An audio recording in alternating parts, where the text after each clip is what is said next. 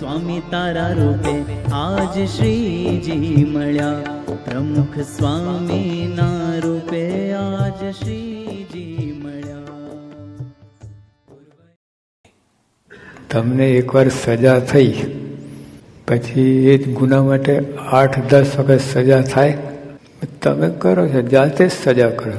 Depression આવ્યું, recession, તને દુઃખ થયું, પણ ઘૂંટી ઘૂંટીને વારે વારે દુઃખી થાવ છું. આમની જેમ ઘૂંટી ઘૂંટીને.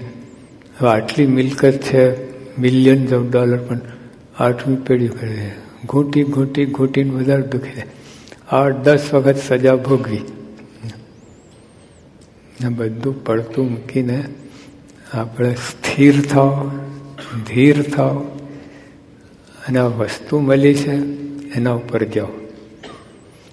આ રમકડું નથી. આ કંઈ કલ્પના નવલકથા નથી, અરેબિયન નાઇટ્સની વાર્તા નથી. આ ફેક્ટ છે, હકીકત છે. હકીકત કેટલી મોટી વાત કહે. અનંત કોટી બ્રહ્માંડ જ્યાં રોડા મોડા છે. હવે ફેક્ટ હોય, કલ્પના નથી. આ હકીકત છે. તો એ પુરુષ કેવા, આપણી પ્રાપ્તિ કેવી, અને પછી ખાલી જેમ બિલ ગેટ્સ છે, તમારે એને શું લેવા દેવા. અહીં તો એ આપણી ખબર હોય ને આપણે એમની ખબર રાખીએ છીએ. હા, સંબંધ છે, આટલા મોટા સંબંધ છે. ઓબામા ગટલો ગમે એટલો મોટો, તમારે શું લેવા દેવા. તમારા ઘરના પ્રમેય શું ઉકેલવાનો હતો. આ તો ઘરના પ્રભુ ઉકેલે, બધું અનંત જન્મના પ્રભુ ઉકેલેવા છે. એવા ભગવાન સંત મળ્યા એટલે રોદડા રડવાનું મૂકી દો. અને આ સત્સંગ શિબિર ભરી છે 2 દિવસ. બધું અંદર, બધું પરમ સત્ય માનીને આ વાત ધારણ કરો, તમને શાંતિ થઈ જાય શિબિરની જે. બાકી કોઈ તો શાંતિ, ગમેલા પૈસા મળે તો શાંતિ, અશાંતિ ઊભી થશે. હા, શાંતિ હશે ને તો અશાંતિ ઊભી થશે. એક એન્જિનિયર ઝાડ નીચે સૂતા હતા. એન્જિનિયર ભાઈ, એક એન્જિનિયર આવ્યા, એને પૂછ્યું કે લા કેમ હૂતો છું. બસ કે આ ખેતર કોનું, કે મારું. તો કેમ આટલામાં વાવ્યું છે, આ બધું આખું વાવો.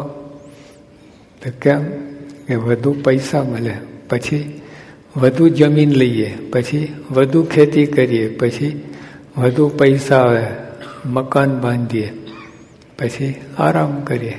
તો એ જ કરું છું ને. આટલું બધું ચક્કર મારીને આરામ મળે એવું ગેરંટી ખરી? ક્યાંય ફસાઈ ગયા, ઇન્કમ ટેક્સ રેટ પડી તો હું સહની શાંતિ. જા મારો ટાઈમ બગાડે તો 5 મિનિટ. જો તો એવું છે. એટલે બધું પૈસા જેટલું વધારે મળે ને બધું દોડાય છે. લોકોને દેખાય સુખી, એના એટલો પ્રોબ્લેમ હોય ને અંદર, ના પૂછો વાત. સત્તા, બુદ્ધિ, બધું, કોઈમાં શાંતિ નથી. ભ્રમ છે, ભ્રમ. રેલના પાટા ભેગા થતા દેખાય ખરે. આ રસ્તાએ તમે તમારે જ્યાં હોય ત્યાં કેટલો પોરો, આગળ આમ થઈ જતો હોય.